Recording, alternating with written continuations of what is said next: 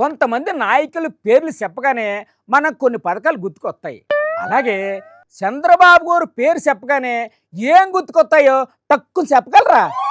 ఇదే ప్రశ్న మాజీ మంత్రి కన్నబాబు గారిని అడిగితే ఆయన ఏడు చెప్తారో విందాం. నమస్కారం సార్. మాకు 2 ఏళ్ళలో చంద్రబాబు ఏం చేశారు అని అంటే మాకు వెంటనే ఏం గుర్తొస్తుందంటే మా అందరికి ఏం గుర్తొస్తుంది సార్ మీకు? పోయిన నెల 1వ తేదీన ఈ కాకినాడ జిల్లాకు వచ్చి కళ్ళు తాగారు. అంతకుముందు నెల్లూరు జిల్లాకి వెళ్ళి చేపల కూర వండారు. మంట లేకుండా చేపల పులుసు వండారు సార్. ఆ ఇసు మరిసిపోయారు మీరు. అంతకు ముందు వేరే జిల్లాకి వెళ్ళి టీ చేశారు. అవసరమైతే కాపీ కూడా చేస్తారండి. మీకు ఏటైనా అభ్యంతరమా? అంతకుముందు ఆటో ఎక్కి ప్రయాణం చేశారు. ఒక ముఖ్యమంత్రి స్థాయిలో ఉన్న వ్యక్తి పొల్లన్నీ పక్కన పెట్టేసి ఆటోలో తిరుక్కుంటూ ఇంటింటికి పోయి చేపల పులుసు, టీలు, కాపీలు చేస్తున్నారంటే నిజంగా ఎంత గ్రేట్ సార్ ఆయన.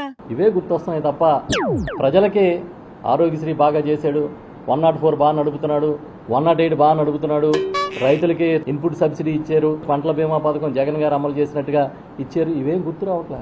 అవి లేవు కాబట్టి ఇవి చేస్తున్నారు సార్. చంద్రబాబు నాయుడుకి ఒక మార్కెటింగ్ టీము ఉండొచ్చు, మంచి మంచి స్క్రిప్ట్ రైటర్లు కూడా ఉన్నారంట కదండి.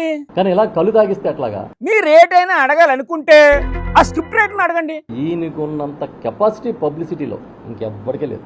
అదే మరి బాబు గారు పబ్లిసిటీ కెపాసిటీ ఏటనుకుంటున్నారు ఏటో.